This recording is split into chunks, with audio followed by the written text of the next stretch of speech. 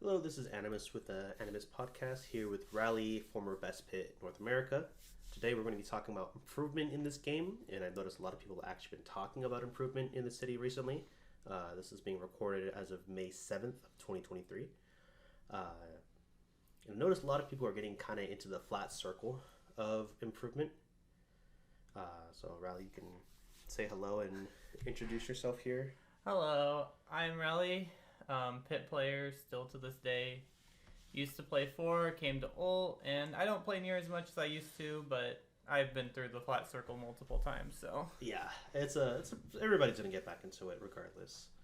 Um, so improvement. So improvement in this game. What to look for in improvement? For me, what I look for in improvement is if like the things I'm working on are actually like something's coming out of it. Like if I'm working on edge guarding and I start actually edge guarding people, then it's working. Or if it's like uh, anything with specific matchups, I consider that as an improvement. What do you look for when you do improvement? So when I do improvement, generally speaking, I'll always be uncomfortable when I start doing something. Like, for example, early on in ult, I struggled with turnaround shield for a while. So I'd always like nair out a shield. But over time, you'll get more comfortable as you do something more often. And I want to get to the point where I'm fully comfortable. Like I'm not scared to do the option. Yeah. So those are the things that we look for improvement, and we're going to talk about some of the things that I see that we actually see a lot. We talk about this a lot when other people talk about improvement. So one of the main things actually is, do results actually matter? Um, the short answer is no, they don't.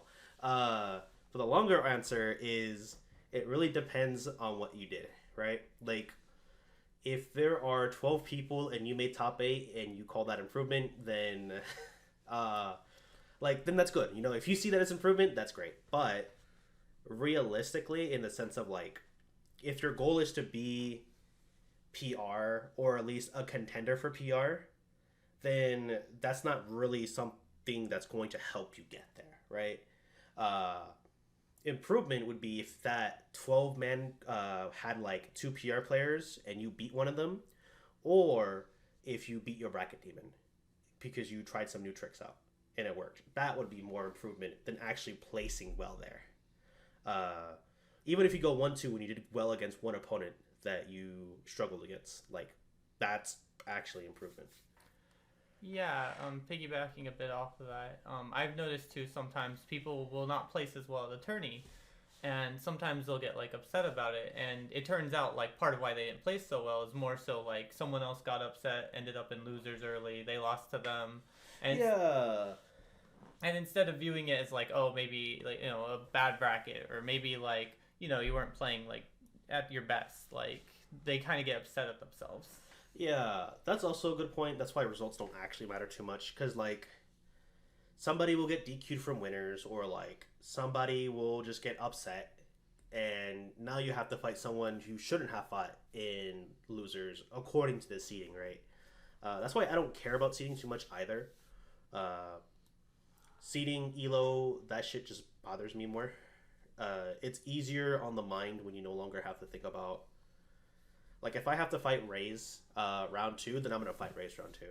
If I have to fight Giddy round three, I don't care. Even if I feel like I shouldn't have to, or if I feel like if I just had a better seed, things would be easier. Because it is, when you have a good seed, uh, bracket is just a lot easier. Uh, and now, so we talked about the wins against other people and how much does that actually matter? Because I say this because occasionally people will beat a PR player.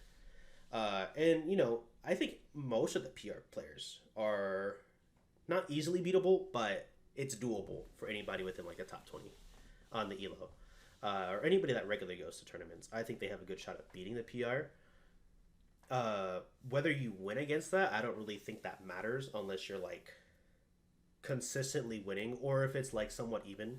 Because if you fight like wins or Rays and you beat them once, but then like the next tournament or like the next like few weeks they're like consistently beating you, then like that win still helps you in your elo, but that's not really like improvement. You know what I mean? Yeah, like I think a good thing is taking that win is like, well, I can beat this person. Like it is Yeah. possible.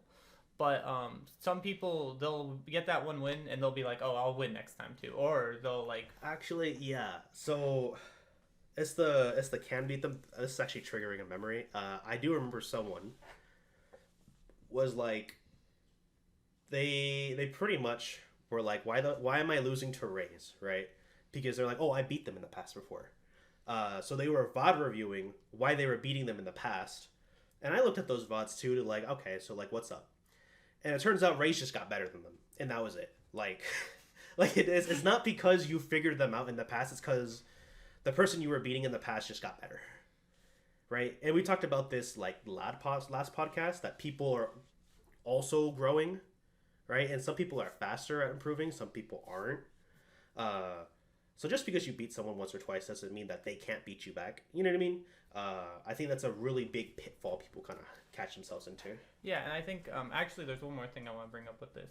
So sometimes you'll beat someone who might be considered better with a character than another player, and sometimes you'll take like I've seen people take that win and be like, "Well, I'll beat this person who plays the same Yeah. character," and it's like they're not going to play the exact same.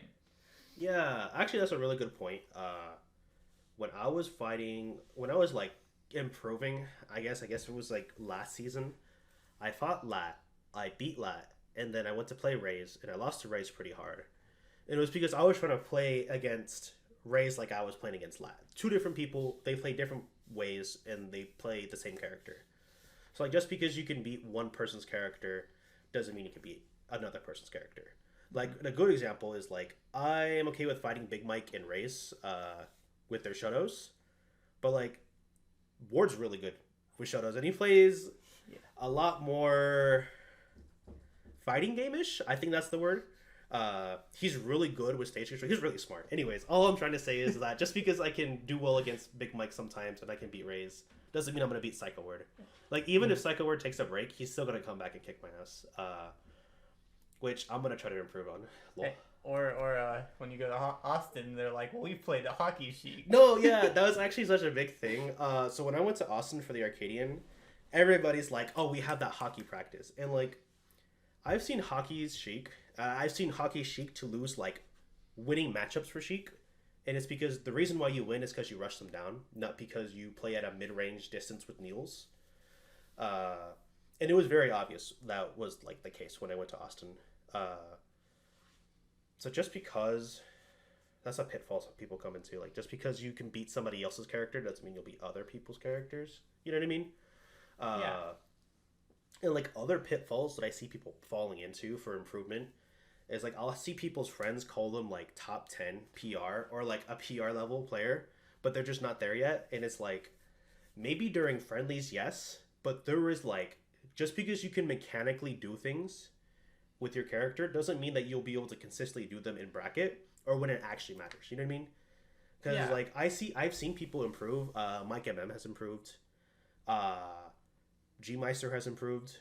I should have made a bigger list for this, but all I'm saying is people have improved, but their mentality or like their ability to either clutch or not be scared to lose is not there yet. It's not really developed as well as other people have. So I think that's what gets people into this pitfall of like, well, I should be winning because people think I'm top 10 and I play like I'm top 10, but when it matters, it's like when people are like, oh, I'm good, but I'm just inconsistent. Yeah. Okay. But look, if That's you're a different inconsistent, one. yeah, but if you're inconsistent but you're good, then you're not good. You know what I mean? Like you Yeah. can't. You're good because you're inconsistent. You can't be good and inconsistent. You know what I mean? Yeah, no, so part of being good is being consistent. Like, unironically, that is just part of being good. If you're inconsistent and good, I'm not going to say, like, oh, Yeah. can't say you're good. It's just the issue is more so you need to learn how to be consistent before you really start talking yourself Yeah. up. Because if you're going to talk yourself up and then you don't do as well, people are going to... You're gonna get your feelings hurt Yeah. really bad, and you're gonna get into the flat circle. Mm-hmm. Another pitfall people I see fall into is like, you did good one tourney, and it's like, well, actually, now I'm the best. I won Atonement, so now I'm actually better than everybody else. That's one thing that I'd really tried to not fall myself into, because I've already made those mistakes in the past. When I won the Austin Arcadian, I try to be humble. I did make fun and like thanks to the city of Austin for paying for my food. It was really good food, by the way. I like crawfish. Yeah, it was super yummy. I cut my finger really bad though. But the point I'm trying to make is that I wasn't trying to be like I'm better than the rest of San Antonio or the rest of Austin. Because that puts me in a mindset of like I can just fucking lose. You know what I mean? Like if I lose, I'm gonna have really bad mental. Yeah. Or like the idea of losing, right? Because when I was fighting some like awesome players in this Anime Tokyo or the Ascension tournament this Wednesday, I was kind of nervous of losing because it's like I don't want to be shit talked. I know. Like I don't want people to be like I beat Animus, he won the Arcadian, so if I beat him, then I'm better than the rest of us. You know what I mean? Like it just falls into this whole shit that just doesn't really matter at all. Yeah, the higher you set yourself up, the more you can fall. Yeah. Also, I clutched that out anyways. I'm really happy about that. Yeah, it was a good set. Elo. I like how I just put that as one word. I mean, it's one that comes up a lot. Yeah, Bonner and I have talked about this so many times in the podcast. Elo is such a big pitfall because people, like Bonner will say this every time, people will see this as some like anime power level. But like looking at your Elo as in like, I deserve this seating, right? Mm-hmm. Or it's like, I deserve to win because my Elo is higher than yours. When in reality, all Elo really means is that you went to a tournament and you beat people that also had numbers and made your number go big number. Yeah, so actually, speaking of Elo, I got a funny story with that one. With, back in season 1. Is it Wind's Requiem? No, it's Shamrock. So Shamrock was number 10 on Elo, and it's because he didn't go to many tourneys. He went to mostly LFGs. Yeah, I remember now. Yeah. And he had decent wins, but overall, like it genuinely wasn't like number 10. Yeah. And he was very upset he did not make PR because he's like, I'm number 10 on Elo when the season ended, and it's like, dude, you genuinely just don't have. Yeah, that's actually something. We've had like 3 people fall into that, where it's like. Actually, I was number 10 on PR, and then they quit because they didn't make 10 again. When, like, the only reason they did that is because they went to a couple of small tourneys where they would beat people who had a big number on the ELO and didn't have to worry about people who could actually beat them that had a smaller number than them. Yeah. ELO doesn't matter. And it does help with seeding sometimes, and it does help with ranking people. Mm-hmm. I do wish the rankings were made in a different way. Yeah. But it's a lot easier with the way it is, right? I don't want people who volunteer their time to do this shit to spend even more time, right? Because no one's really that grateful. Yeah. I think one last thing to do is Elo. I think it's kind of worse to base yourself off of whenever it's like if you're going to small tourneys, like your Elo is going to be high. You can like, game the system. I'm like top 10 right now, and I've only won like one tourney. Split. You're like number 6. Whatever. And it's like, I went to a small tourney, and then an otaku. Like, I didn't really deserve it to be, I don't deserve to be up there, but. Yeah. You deserve to be a higher seed, but like, in number-wise, to represent the city, which is also another thing, like, ELO and PR represents the city. Mm-hmm. And like, if you are only going to one tournament a week, and you are a representation of the city in terms of PR, it's not really fair. Yeah. Right? Because nobody's going to go to, like, the 20-man local. They're going to go to Otaku, and if you don't always... Not saying you always have to go to Otaku, but if you're only going to one local a week, and that's... You get on PR, IMO, I don't think that's good. But yeah, that's getting outside of improvement. Unless it's, like, specifically, like, Otaku specifically. Yeah. Like, another pitfall I see people fall into is, like... It's less improvement, but more so, like... blaming their losses on matchups or outside factors. Like, literally, people will be like, I lost because I didn't know the matchup, or like, I lost because this matchup's bad. Which, as true as that could be, this is a local scene. Like, it's not like you're playing against, like, Mudace or Lima, right? Like, if I had to play Lima every fucking, like, weekly I go to, I'm gonna complain a little bit, right? He was really good, and I don't like Bayo. I played him at Royal Brawl. I got destroyed. No, it was so bad. Lima's really good, and like, I think it's okay to blame the matchup or outside factors for that, right? In terms of like improvement, because it's hard to improve when you're fighting against somebody that's gonna beat your ass every day. Yeah. And it's kind of hard to do when you're like a lower seed. But outside of that, like if I'm fighting against like Tiramisu, and Tiramisu beats my ass, I'm not gonna be like, well, Bayo sucks. Well, I will, but I hate Bayo. But I'm not gonna be like, that's why I lost, Yeah. right? Because Tiramisu is actually really good at the game, Mm-hmm. and I just have to get good, basically. Yeah. Another weird thing too is like I'll see people who play obscure characters, right? Like they also play a character that you wouldn't see often. Yeah. They're like, I didn't know the matchup, and it's like, do you expect me to know the matchup too? That's like also genuinely. very true, because people will be like, well, I didn't know X matchup, and it's like, but you also play like obscure character. Because San Antonio plays very different characters from each other. It's not like DFW where everybody has like 5 Robs, 5 Kazuya's, 5 Steves. Uh, Austin just has a lot of different characters too, but they're more like same playstyle. The Falco that times out. Everybody times out there. Giddy made a good tweet about that actually. And then blaming on outside factors. A good example, I'm not going to name names, but they will literally be like, I didn't do well because I didn't get good sleep. I didn't do well because I didn't have like my medication, or I didn't put on my lotion, or my hands feel weird, or my controller doesn't work.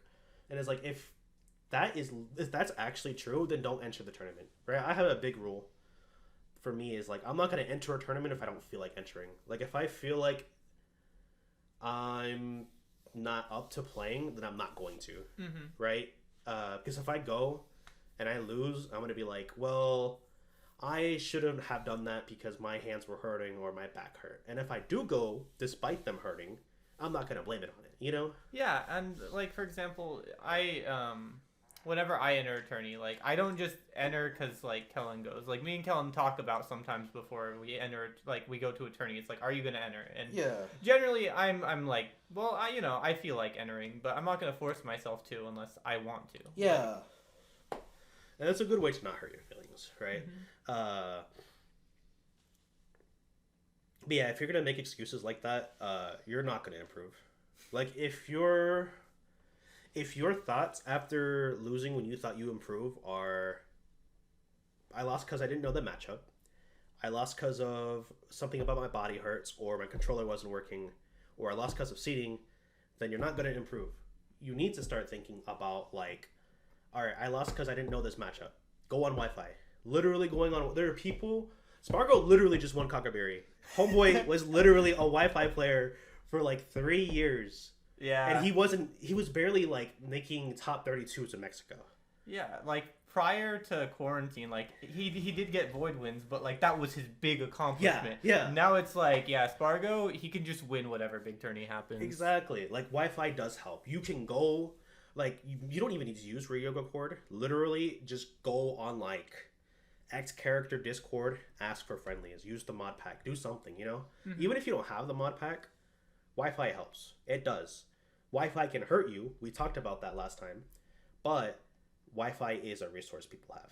Yeah, the important part is understanding what's a Wi-Fi habit and what's like fine. Because for example, like maybe spot dodging will be better online. So it's like if I see my spell spot dodge this many times in a row, like I need to stop. Yeah, that's actually what I did when I won't play Sheik online because I'll develop bad habits, but I'll play Lucina. And like I'll realize if I spot dodge up tilt, I'll start winning. And then I'm like, I can't just do that because I'm not going to improve at like figuring out how to win, right? Yeah. Because spot dodge up tilt is just a good Wi-Fi option. So those are the basic pitfalls people can fall into. Now, I do see people actually have improved their gameplays, like Mike MM actually has. But like, who else is a good example of this? I don't want to just point him out. G-Meister was doing good. Who else has I played that has like... Cheese Curd actually really impressed me. Because he is kind of like... You're gonna get what I mean when I talk about it further. But I see people whose their gameplay has improved, but their mentality on winning, like clutching the set, are bad, right? Like their combo's better, their neutral's better, but like clutching it out, they default to like their really safe habits that they feel comfortable with. But like Cheese Curd is a really good example. I haven't seen him play prior, but when it comes to like closing out sets, he's really good at that. Because he'll do things like he tried to do a ledge trump backer, and he got it, But most people wouldn't do that because, like, oh, I could SD off this. Yeah. Or I could get reverse edge guarded. Yeah. Now, whether he just always does that and has conditioned himself to always do that, I don't know. But that's a good mentality to have to, like, to keep pressuring the opponent instead of just letting them get back up while you feel safe. Yeah, I think the issue comes into, like, the mentality of this is my game to win versus this is my game to lose. Yeah. Oftentimes, like, you don't want to think in either of those ways, in my opinion. Like, this is my game to win, this is my game to lose. Like, you want to just focus on the gameplay. If you start focusing on what's going to happen afterwards, you're going to start defaulting because you're not focusing on the game. And I think that's a lot of people. For me, I don't really think about, like, how can I win the game? No. Let me restart on that. I'm not thinking about, like, winning the game or losing the game. Like, I'm not going to stress myself out. For me, it's literally like, all right, can I win this game? Because, like, I'll be one stock against 3. Actually, I did that in Anime Tokyo against Joker player. Yep. And for me, it's like, all right, I know I can win because I know I can beat this guy because I already took a game off him. I know I can take stocks because I already did that game 1 and game 2. And I know what he's trying to do. All I need to do is just execute my plan and then adapt if he adapts. And then hope I don't have a really bad habit like double spot dodging or some shit like that. Yeah, and actually, funnily enough, he also kind of falls under the thing, at least from what I watched. Because, like, he kept back airing. Like, it wasn't working, and he just kept doing it. And it's like, I know it's Joker's best move, but if you are not hitting the 60th back air. I was at, like, 120, and, like, the both Arsene stocks that he had, he was just mashing back air, forward air. Yeah. And for me, I just stood still because I knew he wasn't going to, like, run up to me and grab me. Because he's always been trying to hit with back air, which is valid, right? That's the default. It's safe to always do double back air as Joker with Arsene. It's really big. It kills, and nobody wants to touch you like that. Mm-hmm. So it's understandable why somebody would do that. But that's not how you're going to improve, right? Yeah. You're going to improve by being uncomfortable and going up to somebody and grabbing them when you don't normally grab them. Yeah, and it's what ultimately made him lose the set too, because at the end of the day, he kept missing these moves. He kept doing it, and then you made the comeback, and then he gets scared. And yeah, all he really needed to do was just grab me or, like, run up down tilt. Like, literally, instead of just mashing aerials. But, like, that's the point, right? The improvement in gameplay can be there, but when your mentality isn't there, then you're not really going to see the improvement in terms of tournaments. Yeah. Now, what you should be doing, actually, before I close that off, you need to lose, right? I wrote this down here on my notes, but I've already talked about how when I played with Rali during quarantine, I lost a lot. Like, so literally, she's literally, like, making this face. So for a majority of the quarantine, or if not all of it, until, like, the first tournament came out, I would lose to Rally every day for, like, 3 hours a day. And there'd be times when I'd be like, I almost do, like, a 3-stock or I'm about to win. And then she finds out what I'm doing that's, like, abusing spot dodge, or I'm doing this one option over and over, and then I lose, right? You need to lose a lot. Yeah. And then you need to cry about it. And then figure out what you need to do next. Because, honestly, what people do is when they lose, they're not figuring out what they did wrong and what they should do instead. I always see what they did wrong and, like, but I was doing it because of this. Yeah. Like, I'm trying to down air spike instead of going off edge guarding because I'm just trying to down air spike. I just want the free kill. When you could have just edge guarded, right? Yeah. And that's just something you got to do. Like, you need to be willing to lose. You do need to lose a lot. Mm-hmm. And then you need to cry about it and then figure out what you need to do. Instead of, don't justify things. That's another pitfall. Don't be justifying why you did these moves. You can be like, I did this because I thought about this. But then you need to figure out why that was wrong. Yeah, actually, something with that is sometimes, like, since I started doing super well and all, I started going to more tourneys and all, some people had this thought process that, like, oh, you've just been good since all, like, whatever. I played 4, and I was actually really not good at 4. Oh, no, yeah, that's true.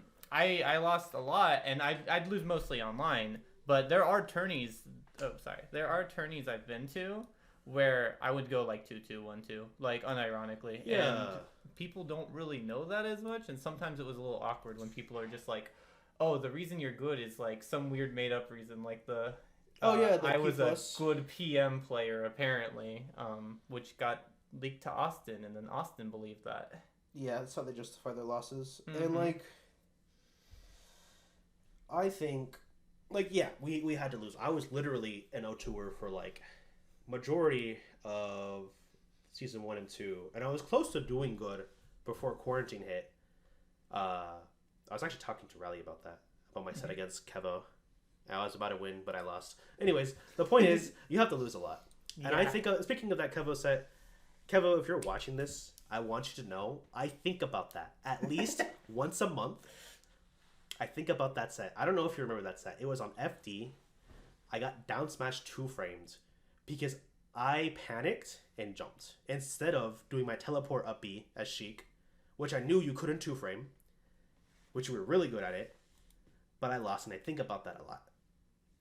And that's what kind of helps motivate me to not let that happen again. I've already cried about it. I've already felt bad about it. There's literally nothing else in this world that can make me feel worse in Smash. Like, literally nothing else. Because that Wait. was the only thing I've ever wanted. What about me? Like you have made me feel bad, but not... Like, with Kevo, it was a lot different because, like, it was the one win that I've always wanted, and I never got it. And I'm fine with that now, right? Mm-hmm. But that's one of the things I needed to lose that, and I needed to, I guess, never get it either. I'm okay with never getting it. And I guess like that did help me improve in the future because nothing hurt more than that, honestly. Now, what can help you improve? You need to have a sustainable goal, like a good goal, right? You can't be thinking like, oh, I'm gonna be top 10 PR this season when you haven't competed for like a year, right? Like it's doable, it's possible. People have done it, right? There are people who have played only Wi-Fi and then like come and get PR, but they'll get like number 8 through 10, which most people can get 8 through 10. At that point, it's really about how bad your losses are rather than how good your wins are.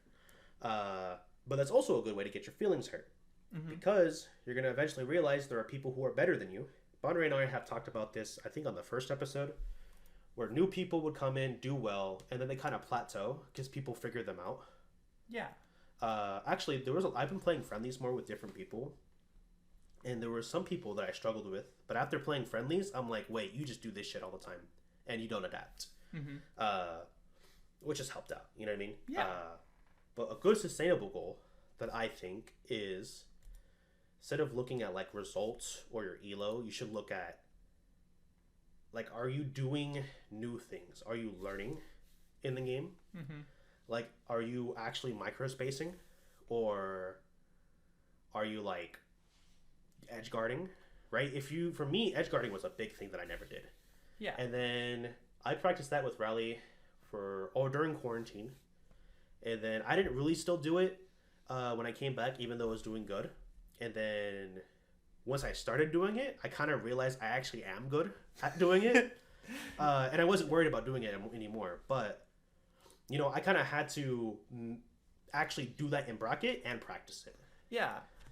Another thing too with like the improvement thing is I think some people struggle at like remembering things after a match. Yeah. And sometimes you want to be able to like practice that. Like just take notes, like make sure to try and like think during a set. And it might like you might do worse at first because maybe you're used to an autopilot, you can't just autopilot anymore. But over time, if you start remembering more after a game, you'll be able to like say you play a set, like you lose game 1, sure, okay, well I can adapt after this to the next game. And if your opponent can't do the same, then they're gonna lose. I don't know if I told you about this or you heard about this last podcast, but Ray's like during season 2, right before quarantine, literally like played me one set and was like, "Do you even think?" Yeah. Like I was so shocked with like, why would you say that? And it's like, but do you think? Like, do you remember what you were thinking? And like I was like, no, I don't. Right? And then during quarantine, I would try to think in a set, and maybe for the first month or two when I was trying, I would maybe get like one thought per stock. Yeah. And now all those thoughts are kind of like not autopilot, but it's like, okay, what did you die to? This move. How did they get this move? well, they pressured me into doing this. They're covering jump a lot. Okay, so try going low. Does going low work? Yes. But like I've done that so much during quarantine that now I don't really have to put as much effort into thinking it because now I've done it so much to where it's just easier to think about it. Yeah, I remember actually sometimes I would like ask you, it's like, oh, did you mean to do like X, Y, or Z? And you would just go, huh? Yeah, you'd be like, And "Did you mean to do that up tilt?" And it's like, "What up tilt?" yeah, and now like anytime I ask him, he'll be able to like answer immediately. Yeah, Like, oh, what was the thought there? Or sometimes it's just, oh, that was an accident. But there's like a response other than just, oh, I didn't even remember. yeah. And sometimes it's still the case, but like that's when I'm playing friendlies. But when I'm trying to actually like learn things, not to say that I don't try to learn during friendlies, but sometimes I'll play friendlies and I'm just there to have fun. Like this game is really enjoyable when you have someone that's enjoyable to play with. Mm-hmm. You know what I mean? Because Yeah. there's definitely people who are not enjoyable to play against. Like, I'm not gonna name names, but there were like not even the characters; it's just the player. No, I know what you mean. It's like I'm going for timeout and friendlies. Like, dude, there's Yeah. 7 minutes. Let me play. Yeah, exactly. And it's like, or they're trying to play super optimally, like just down air spike me, just do it for fun, do something. Yeah, exactly. Just kill me. Like, But this is something about friendlies, right? You got to start doing shit that's uncomfortable to get better, and you can start doing that during friendlies, right? If you're feeling nervous, and it's hard for you're nervous about not doing certain things. Like let's say, let me word this better. If you're always landing with downward like aerials to land, and it's hard for you, and you feel uncomfortable not landing with an aerial, right? Because I had that big struggle too. Like I would literally always land with an aerial, yeah. and then I would get punished for it. And when Rally told me this, I started punishing people who started landing with aerials because it turns out that's Everyone does really exploitable. Like it's so exploitable, and it gets me free damage, and they'll continue to do it. But like I kept doing it because I felt safe doing it. Yeah. Even though in reality, it's not good to do that all the time, like as a habit.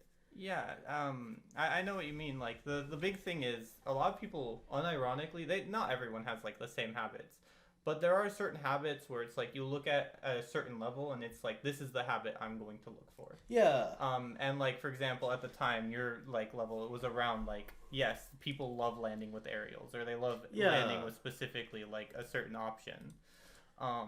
And I think it's important to like always put into perspective what level your opponent is, and if you don't know their level, that becomes a little harder. Yeah, and I mean like you can still look for habits, right? Like Yeah. just because I go to Austin and I'm fighting round 2, doesn't mean I'm gonna think that they're like O2ers, but I am gonna look for habits of like, all right, is there anything super exploitable for me to do? Oh, you're always landing with air dodge onto platform. I'm gonna charge up smash. And that's something I see like even good players do. Like I think I saw Giddy do that a couple. Like he'll like try to land with down air. Yep. And I'm like, okay, I'll move slightly and then hit you with back air. It's like, okay, now I'll start landing like fast full nair dodge. Mm-hmm. And it's like, okay, charge up smash. Not to say that he can't adapt, you know what I mean? He does adapt after I do it. But it's like people have habits until you punish them for it.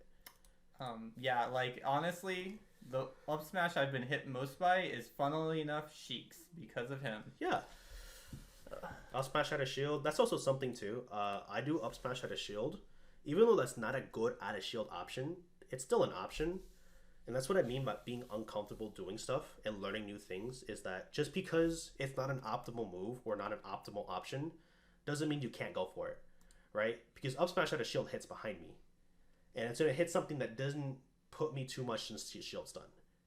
And it's good for some situations. And I'm going to test that out against some other options. Yeah, or as like a pit player, there's lots of weird inconsistencies with multi-hits. Yeah. But like you'll see me try new things. Like I think recently I hit you with like fair up smash. Yeah, you hit me with fair up smash. Yeah.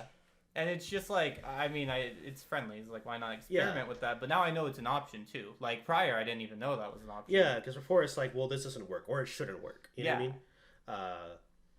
So to actually improve IMO, you need to start doing things you're uncomfortable with, like thinking. People don't think sometimes, or they have this flow chart that they'll always follow. That it's like, okay, when I'm here at this percent, I'm gonna start doing this at ledge. When I'm here at this percent in center stage, I'm gonna start doing this.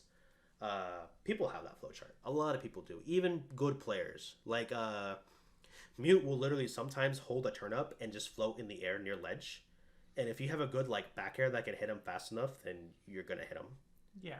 But he's gonna adapt to that eventually. Because he's actually a good player. Yeah, I mean that's a big thing for sure. It's a lot harder when you play like certain levels, just because like the adaptation feels like insane. Like, sometimes like I'll have bad habits, but I know like if I play like certain people, it's like, well, I might not get punished for this immediately, but Yeah. I play someone who punishes it immediately, and it's like, oh, I need to stop being as comfortable. Like I need to genuinely start really like not doing the same thing. Yeah. I have to do different options. That's a good point because for me, my habit is like sometimes I'll down air at a disadvantage because I know nobody's gonna punish me for that. And once they start punishing me, or once they start punishing me hard enough, right? Because I'm fine taking a trade with down air. I'm not gonna cry about it. But if it's like clearly I'm taking too much damage after doing my bad option, then I'm gonna stop doing it. Yeah. Yeah, honestly, that's the only things I can really think about for improving in terms of like friendlies. VOD reviewing is an option. I do think people need to VOD review. When we were doing the crew battles for Wi-Fi, I was offering to do VOD reviews with people, but people were like, "No, I want to improve by just playing the game," and it's like, "Okay, that's fine." And then we'll go on Wi-Fi, and then we had like a Rob that would always nair on shield, and I would grab it. Yeah. And then I'd be like, okay, stop doing this. He's like, but it's the best option to do is Rob. And like, as true as that is, and we talked about it, just because something's optimal doesn't mean you should always be doing it. Like going off stage and side being as Rob because on Wi-Fi is so good, people are gonna find a way to get around that. And if you can't adapt to that, then you're not gonna be winning. Yeah. Like with VOD reviewing, season 1 especially, I had to VOD review a lot, and it's because at the time, Mega Fox was the best in our city. Correct. And he plays such a rush down play style. Like, usually I can think during sets. I unironically could not remember stuff after our sets because I would just get beaten that badly. It was so literally awful. I once got Shine bared as Pit off stage and died. That's valid. Actually, but I had to VOD review because I was losing so badly. I literally couldn't remember what happened. Yeah. And as I VOD reviewed, I started getting better at the matchup. As I got better at the matchup, I could coherently remember stuff afterwards. Yeah, that's also another thing. You have to like, once you know what to expect, you can start remembering things better. I also have a Johnny story. I almost beat Johnny in a set. Yeah. Because he was going banjo. So I beat him game 1. I think, yeah, I beat him game 1 as banjo. Game 2, he went fox. And I was practicing that matchup like crazy in the training mode with actual edge guards. He was the only character I can edge guard. And I got him to his last stock, and I still had 3 stocks. And I'm like, "This is my game. This is my set. I'm gonna be on Twitter." And then he like took a big sigh. He's like, puts his book bag down, and then he like reverse 3 stocks me. And then the next game he 3 stocks me, and I'm just like, why did I lose? And the reason why I lost is because Johnny adapted and stopped like doing dumb options that I like was punishing. Yeah. Well, so if we want another funny Johnny story, this will probably be the last one. Back season 2, I believe, I'd beaten Shadow PR, like first Texas PR win for me. Like, oh, this is a kind of big deal for me. I get to Grands. Johnny plays K. Rool and beats me 3-0. Yeah, actually, that's really funny too because Johnny's good at the game. Yeah, it does humble you though. Like unironically, it's like I can't like have this like big ego because I will fight Johnny and then I will realize. Yeah, that's also something with improvement. Like you need to like understand that just because you yourself are improving, doesn't mean that somebody else can't improve or isn't already still better than you. You know what I mean? Like there are people who are like, I did good at Otaku, and then they'll troll or they're like BM in other tournaments, or they won't play like they care because they think they're better, and then they'll lose and cry about it, which is valid. It's fine to lose and cry, but that's not going to help you improve, right? Yeah. Like Johnny could do that because Johnny was good, or even better, Johnny could just switch to Fox. Yeah, exactly. Like it was one of those things where it's like sometimes you would beat his secondary, he goes Fox, and it's just like, well, it's a different game now. Yeah. Because instead of playing against K. Rool, you're now fighting against fucking an actual character. who were we talking about before? We're talking about VOD reviewing. That's right. Yeah. So VOD reviewing is very important. I don't think enough people do it. I don't think enough people even know how to do it. Like fewer people just don't know what to do during VOD review. Yeah, so there is an important thing in VOD reviewing. I think there are important things to note. I think people sometimes note too much. And what I mean by that is you can't look at every interaction and be like, well, I lost this interaction, thus I can learn from it. Because that's not always true. Yeah, people will actually try to be like gigabrained and go to like the poetic philosopher like mindset of like every interaction matters. Like you dashing forward means something. Did you do this because your family didn't love you? Like, and like I don't know if any of you have seen fiction coaching, but I see people try to act like that, and it's just not. Like if you do that a lot, you're not gonna actually learn from VOD reviewing. Yeah, the idea is to note consistencies. Like this consistently got punished, or I wasn't playing in this space. Like when I played in this space, I did better. But if you are looking at every single interaction and you are like, oh, I got hit by dash attack here, it's like, well, how are you gonna react to dash attack? It's Fox dash attack. Like now you could be in a better position to react to it or to challenge it, but you can't just be like, I lost because it's Fox dash attack, or I lost because I didn't hold shield. And it's like you gotta think more to it. It's not as easy as people think it is. Yeah, it's rock paper scissors. It's not like what is it, like Foresight? What's a game where you would have to know something prior? Would have to know something prior. Battleship. Yeah, it's not Battleship. It's rock paper scissors. And then there's coaching to improve, right? And like literally, okay. So a couple things. One, a lot of people are not coachable. And I'm going to say this because during season 1 and season 2, with a lot of people trying to improve, it was you, Raze. I think KJ was there. If anybody remembers KJ, Great guy. I miss KJ actually. I wish he'd come back. Same. And I think somebody else, Keva, was there, right? And we were talking about because y'all were talking about nobody actually listens to advice. So I asked, like, who actually listens to advice? And Bonray was the only person to ever come up. Because Bonray would take the advice, try it out, and it's like, is this usable? Maybe. I'll continue to look into it. Or like, yes, actually, this is good advice. But Bonray would always try to use the advice they were given. While other people, they're like, I don't think that's good advice, right? I'll literally see Bonray give advice in the Discord, and then people will literally say the exact same thing as Bonray does, and then they'll be like, oh no, this person's right. Bonray wasn't right. And a lot of people also want to be told exactly every single thing that you need to be doing to improve. And it's like, that's not how it works. You need to do it yourself. So actually, piggybacking off that a little bit, just because someone's a good player doesn't make them a good coach. And I hate to do this to myself. I think I'm a little bit better at coaching than I used to be, but I used to over-explain way too much. Yeah, actually, so when we first started like playing with each other, I would not take coaching from Rali. And even sometimes now, like I just won't, because she would explain things so much that it's like, first off, my baby brain can only process like 2 things at a time. So when you're explaining like the entirety of neutral, is like, look, I'm going to just not listen because I'm going to get super confused. But once I started like learning a bit more neutral, and then Riley tried explaining things either in smaller doses, or I would just cut her off and be like, all right, that's enough for me to work on. We both kind of improved in that aspect. Actually, there was one time you talked to me about burst ranges, and my brain expanded so much that is like, yo, and I like instantly improved. That was some of the fastest application too. He was playing like Wolf at the time. Yeah. And I brought up, I'm like, yeah, there's like this specific burst range with Wolf because of the dash attack grab dynamic, like fair. Yeah.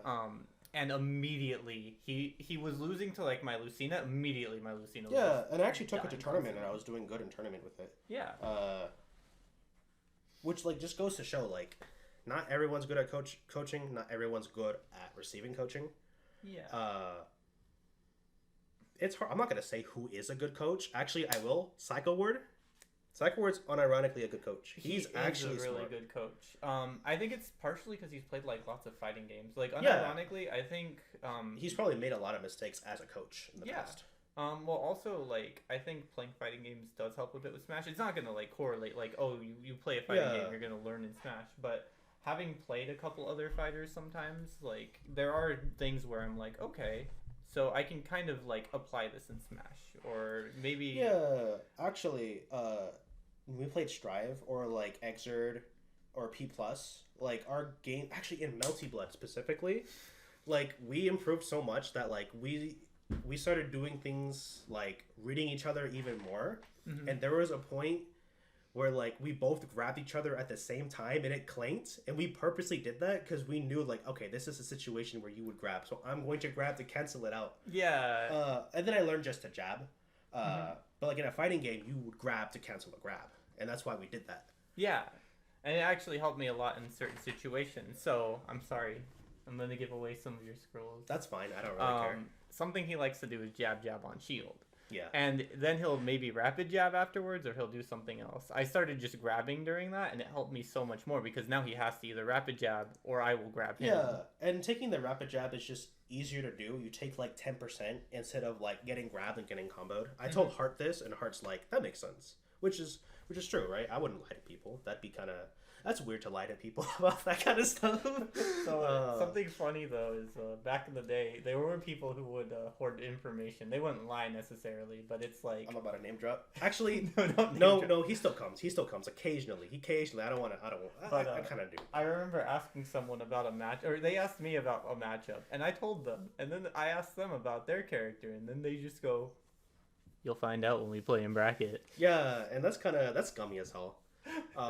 It'd be one thing if I didn't tell them, but like, geez. That reminds me of the Giddy tweet of like people think that they're gonna win the whole event, so they'll play like pussies, which is really true. So the whole point, right? Improvement, results, do they matter? Sometimes. Wins against other people, it does matter a bit more than your actual results. Just really depends on the consistency of it, and if you're actually like, if you yourself or other people are seeing like you've improved. Pitfalls, I'm not going to rename them. There's a lot of pitfalls. The flat circle of improvement is really big.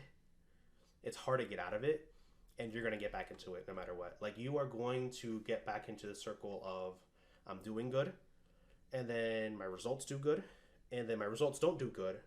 I don't feel like I'm improving. I'm losing. I'm going to camp super hard to win.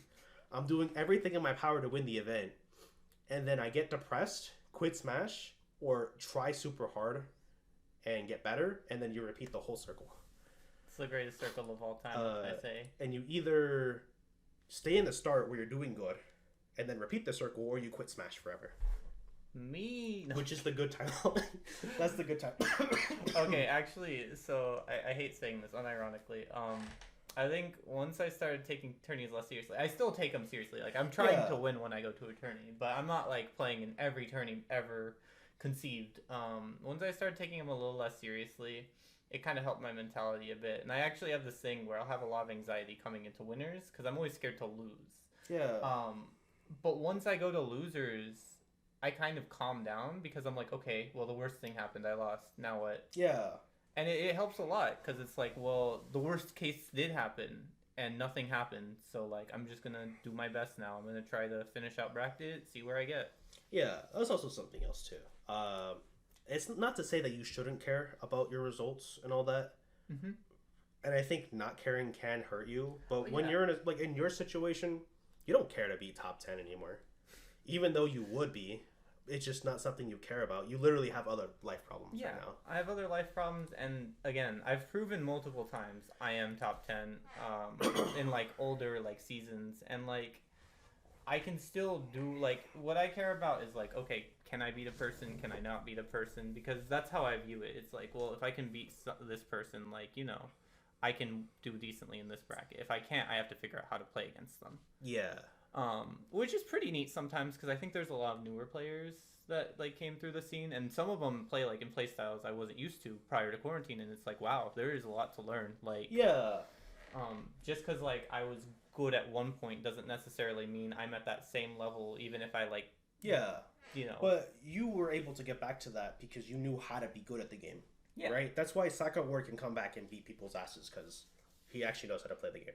He probably doesn't know how to play against DLC too.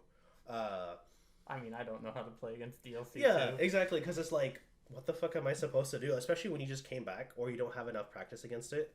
Because when you as a person don't seek out friendlies with DLC 2 players because you feel like they're carried or like you don't like them because they could be annoying.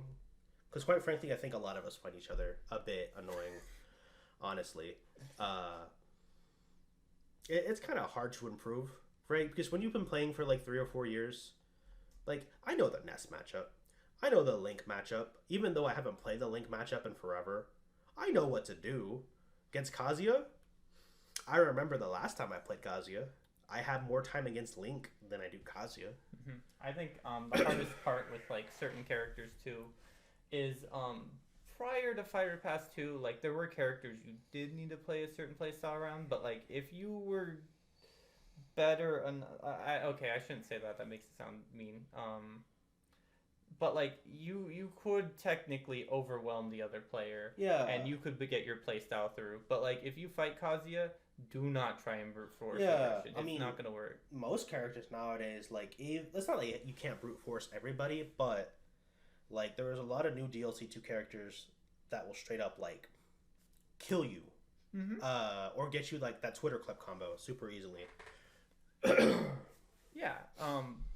And that's like the hard part. You need to start playing in different ways. Like I can't just play like a aggressive Yeah, playstyle. exactly. Like if you're playing against Steve and you're not pressuring Steve because you're so used to just waiting for the opponent to approach you, or you like float around in the air and maybe take some center stage, like that's not going to help you. Like for me against Steve, I kind of realized if I just mash aerials on them, let them waste all their resources mashing Anvil and Cart, that shit's easy as fuck to fight. Because Yeah. now with Steve without Anvil or Cart, they don't know how to get at a disadvantage. So that's why sometimes I will just rush them down, Mm-hmm. and then just take the percent because I don't care. Yeah, I think when I first came back, I was scared of Steve because I'd seen all the Twitter clips, I'd seen like all this stuff, and I kind of realized like I can't play scared against Steve because if you play scared, you will lose, and it's just because you either let him get too much, you're not reacting as well, you're focusing on too many outside factors, and it's like you need to either like if you can approach him, you need to rush him down. Or if you can't, you're gonna have to play a game versus Diamond. Yeah. Yeah, that's honestly very true. And so, last things I do want to end up with, like improving. You do need to look at a goal, right? You do need to understand why you're trying to improve. Right? For me, I improved because I wanted to be better at the game and have more fun. Because this was literally during in quarantine, when like the only game I could play with Rally was like some fighting games and like Smash. Unfortunately, I do not play many video games, and we don't actually have a lot of similar hobbies. Yeah, literally, it's literally just Smash. So it's like if I want to have fun, I better get better at Smash because getting 3 stocks consistently isn't fun for either of us. And you also have to kind of be honest, right? Some people will literally be like, "Well, I want to get better because I want to just get better," when in reality, it's like you don't want to fail. Like failing for you is so hard because you don't want to. You want to. I don't know. You don't want to feel like you failed. You don't want to feel like you're not worth anything because some people will put their value of their life into Smash. Mm-hmm. I've definitely seen people talk about just offing themselves because literally they didn't do good at a Smash tournament. Yeah. Speaking of that, like part of what was rough for me, like especially back in four, weirdly enough, I was like in the military. I didn't have many hobbies. I was fresh out of high school, didn't do well in college. Yeah. And so to me, for a while, Smash really was like my thing, and it created a toxic relationship with the game. And once like I slowly like started separating myself a bit from Smash, not saying like oh stop playing Smash or any of that. Yeah. But once I slowly identified like okay, well I have a life outside of Smash. I've got Smash. It really helped me like create a good relationship with the game. All of a sudden, improvements easier. I can enjoy myself more. If you're getting flustered to a point where like you're thinking bad thoughts just because like how Smash goes, like that is a good sign of a break. Like you need to figure out what the issue is. Yeah, not to call you out, but you had a bad mentality with Smash when you lost. Like it's gotten better now, right? It's way better. Which is good, and that's kind of it took a long time for that, but it's fine. You know what I mean? Yeah. We talked about him losing to me for a while. There was right before the first tourney, I think 2 weeks. It was 1 week. It was just 1 week. 1 week he would consistently beat me, and I was being a little baby rager. Yeah, she would actually get really mad when I was beating her for like a week. Even though like for like the past like 3 or 4 months, I was consistently losing. And there was times I definitely wanted just to be like, go fuck yourself. Like, how dare you be dating me and not let me win ever? Because you did not show any mercy. Okay, I'm not this bad anymore. I actually will just lose. It's fine. But no, yeah, it's not I do feel bad about that too. Like I genuinely sometimes think about that. I'm like, dang, I was kind of a piece of something. Yeah, but it's all good now. You know what I mean? Like a lot of people go through that. And maybe if you take Smash seriously, you might get back into that flat circle. You know what I mean? I think partially, right? Because I think even if I take Smash seriously, I have learned enough to like not get frustrated. I will end up in the circle of like, well, how do I improve? You know when to take a step back. Yeah. But it's like some people don't want to take a step back. They want to be like, I want to keep doing this game. I'm going to go to every weekly, and I'm not going to care how I feel. Yeah. Which is a good way to stop your improvement, because now you're looking just for results, for validation. Yeah. Any other last things you would think about for improvement? So there's like 1 or 2 things. I'm gonna have to go through what I'm not gonna go through on this thing. Is it about the characters playing a not good character? So there's a little bit on that, but I don't want to take too much time, so I'm gonna avoid some of it. But I think something really hard sometimes is when I see people complaining about matchups as someone who plays Hit. Literally. Because like, a matchup can be bad, and I'm not gonna like be like, oh, this or that, but I'll see people be like, yeah, I need to pick up a secondary. And it's like, I have fought like good Greninjas, which is like some pit's worst matchup. I've fought good ZSSs, which is some pit's worst matchups, and I've done fine. Like I fought Hockey's ZSS, and I made him switch to Wolf. Like I've played Illusion's Greninja, and I lost to that, but I beat Minus's Greninja, who was like number 3 in Austin at one point. Yeah. At the caliber we're at, unless you're playing at like maybe, like if you're trying to get top 64, top 32 at a major.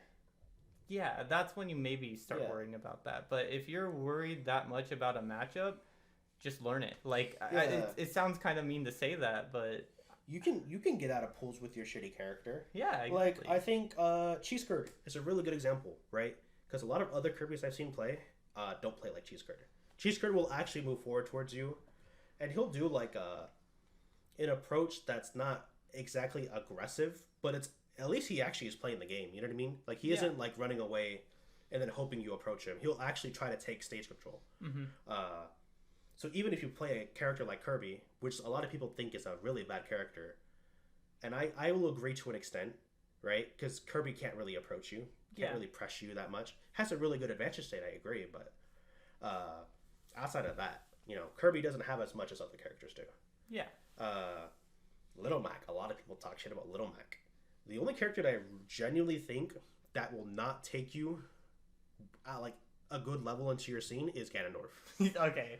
I mean, sort of, right? Because we actually had a season where Ganondorf was very good. Okay, but this was early Ultimate. This was right after Nairo beat Light with Ganondorf. That's true. And nobody know how to fight Ganondorf. Like, literally, once I started, like, being outside of Ganondorf's burst range, they what could they do?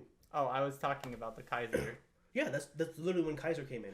Like, the day Nairo beat Light is when Kaiser did good at the tournament. Kaiser, by the way, please come back. Did play, I miss you. Yeah, unironically, so good.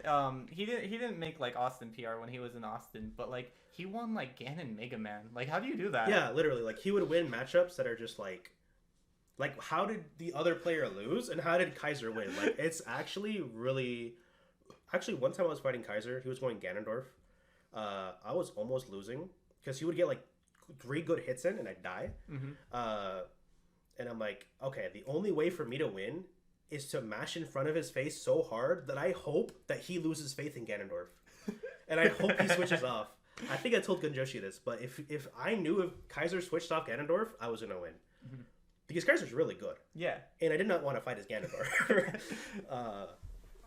But yeah, just literally have faith in your character. Literally, sometimes I fail to do that because I get upset, but like if you just have faith in your character, regardless of how dog shit they might be, like I can't think of a character that won't do good in a local scene. Yeah. So something to point out with the having faith in your character.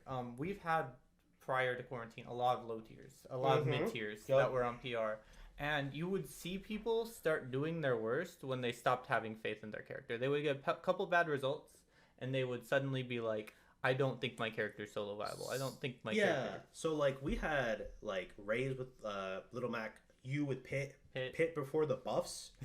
Like literally, if y'all think Pit's annoying now, like back then Pit couldn't do anything. Like every annoying thing that you think now did not exist. Down smash did not kill back then. Orbiters, up there. Anyways, we had a lot of bad characters, right? Yeah, we had KJ with Ridley. We had Aru with Robin. We had, what were a couple others? I know there was a lot more. Haru played Lucas primarily one season. At the first season. And like nowadays, like I think those characters are still good. Like they're solo viable IMO in the local scene. But like I noticed like Giddy, when he lost faith in Chrom, was starting to lose. Which is like I would also start losing if I lost faith in Sheik, because it's like, how are you gonna play the game when you don't believe in your character can win?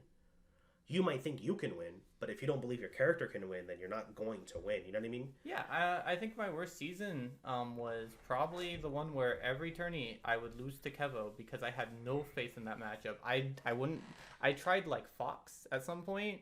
I got really close, and I tried Fox again, and I would just swap between Fox and Pit for some reason. Yeah. And what finally helped me was, like, at some point, I just stopped trying to swap. I was like, well, you know what? I'm already losing anyway. Like, I've lost 60 times to Kevo. What's the 61st time gonna happen? Yeah. And then after I started, like, winning, like, 1 or 2 sets, like, I slowly started, like, next season, like, it was not that bad. Like, I think I had the winning set record or, like, stuff like that. But I put myself out there to like lose, because if I didn't lose, how was I going to learn the matchup? And I think some people kind of get scared and they're like, well, you know, I don't want to lose to this player because it could look bad on my record. And it's like, the record's already 20-0, dude. Yeah, and literally like that's what we mean by like results don't really matter. And you got to understand your goal. If your goal is to get good at the game, you got to be willing to lose. Yep. Right? Because if you only really care about PR, you're only going to be in that area for so long. Yep. But I think that's where we'll close it off. We're getting to that hour mark. So yeah, thank you very much for joining us. Thank you. Like and subscribe, I guess. I think I'm supposed to say that. Thank you very much for everybody's time. I really do appreciate people that listen to this. It actually means a lot to me. So I hope y'all have a good day. Bye.